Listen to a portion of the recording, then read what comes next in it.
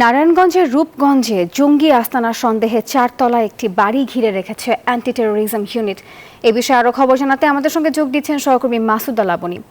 লাবনী, অভিযানের বিষয়ে সিটিটিসির পক্ষ থেকে কি বলা হচ্ছে?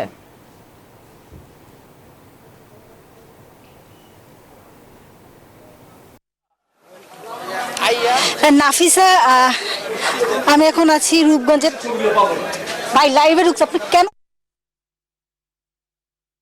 এই যে রূপগঞ্জে আমার পেছনে যদি যে বাসাটা, সেই বাসাটা একটু দেখানোর চেষ্টা করব যে এই বাসার 3 তলাতে আনসার আল ইসলামের 3 থেকে 4 জন সদস্য আছেন এমন সংবাদের ভিত্তিতে অভিযান শুরু করে অ্যান্টি টেরোরিজম ইউনিট এটিইউ। সকাল 10টার দিকে এই বাড়িটি ঘিরে রাখা হয় এবং পরবর্তীতে কিছুক্ষণ আগে এখানে এটিইউ এর যারা সিনিয়র কর্মকর্তা আছেন ভিতরে ঢুকেছিলেন এবং এই বাড়ির 3 তলাতে আনসার আল ইসলামের নিষিদ্ধ যে জঙ্গি সংগঠন 3 থেকে 4 জন থাকতে পারে এমন সংবাদের ভিত্তিতেই কিন্তু ঘিরে রাখা হয়েছিল। এবং আমরা কিছুক্ষণ আগে যেটি জানতে পেরেছি যে বাড়িটি তালাবদ্ধ ছিল, ভেতরে কাউকে পাওয়া যায়নি, তবে 3টি শক্তিশালী বোমা আছে যেগুলো আসলে খুবই বিপজ্জনক এবং এই বোমাগুলো নিষ্ক্রিয় কিভাবে করা হবে সেই কার্যক্রমটি এখন চলছে। এবং আমরা এখানে এটিইউ এর একজন সিনিয়র কর্মকর্তার সাথে একটু কথা বলার চেষ্টা করব। আমরা একটু সরাসরি সম্প্রচারে আছি, যদি একটু বলতেন যে আমরা জানতে পেরেছি এখানে 3টি শক্তিশালী বোমা আছে, সেগুলো নিষ্ক্রিয়করণে কি পদক্ষেপ নিচ্ছেন আপনারা?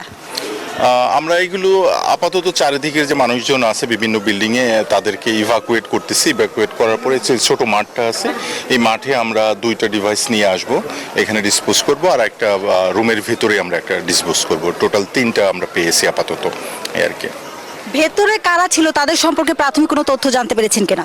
হ্যাঁ, আমরা আমাদের বাইরে থেকে তার তথ্যের উপর ভিত্তি করে আমরা তো এখানে যে সদস্যরা ছিল তাদের প্রাইমারিলি একটা পরিচয় আমাদের এখানে আছে, তো সেই হিসেবে আমরা এখানে এসেছিলাম। বাট আমরা যে অবস্থায় এসে দেখতে পেলাম বা টোটাল বিল্ডিংটা স্ক্রিনিং করে যেটা বুঝলাম যে আমরা যখন গতকাল ওকে ধরেছি তার পরবর্তীতে তাদের কাছে খবরটা চলে আসে এবং তারা চলে যায়। তবে তাদের কিছু গুরুত্বপূর্ণ কাগজপত্র থেকে শুরু করে অনেক কিছু যেগুলো আমাদের ইনভেস্টিগেটিভ পারপাসে খুব কাজে লাগে সেই জিনিসগুলো তারা নিয়ে যেতে পারেনি, অনেক কিছু নিয়ে যেতে পারেনি। সেগুলো আমরা এখন বোম ডিসপোজাল হওয়ার পর, এটা সিকিউর করার পর সেগুলো আমরা কনফিস্টিকেট করব আর কি, জব্দ করব। তাহলে কালকে যাদেরকে ধরা হয়েছিল তার পরবর্তীতে আপনারা এখানে অভিযান এসেছেন, তারা কি সংবাদ পেয়ে এখান থেকে চলে গেছে কিনা বা তাদের সম্পর্কে এরা কতদিন ধরে এখানে আছেন এই বিষয়ে কোনো তথ্য পেয়েছেন কিনা?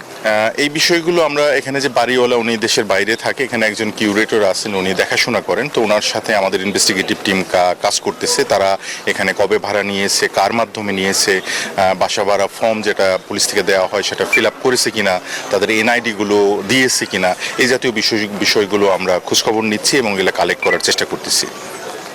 আমি একটু দেখানোর চেষ্টা করছি নাফিসা আপনাকে, এই যে বাড়িটি, এই বাড়িটি কিন্তু যে সোয়াতের সদস্যরা তারা ঘিরে রেখেছেন এবং এখন যে তাদের যেটি বলছিলেন এটির কর্মকর্তারা যে এখানে যে 3টি বোমা আছে এই 3টি বোমা খুবই শক্তিশালী এবং এই 3টি বোমা আসলে নিষ্ক্রিয়করণের কাজটি তার আগে করবেন, যার কারণে আশেপাশে যারা আছে তাদেরকে এখান থেকে আগে সরানো হবে, কারণ সেই বোমাগুলো এতটাই শক্তিশালী যে এগুলো এখানে বিস্ফোরণ করলে যে কোনো অঘটন ঘটে যেতে পারে। তো নাফিসা, এই ছিল আমার কাছে সব শেষ।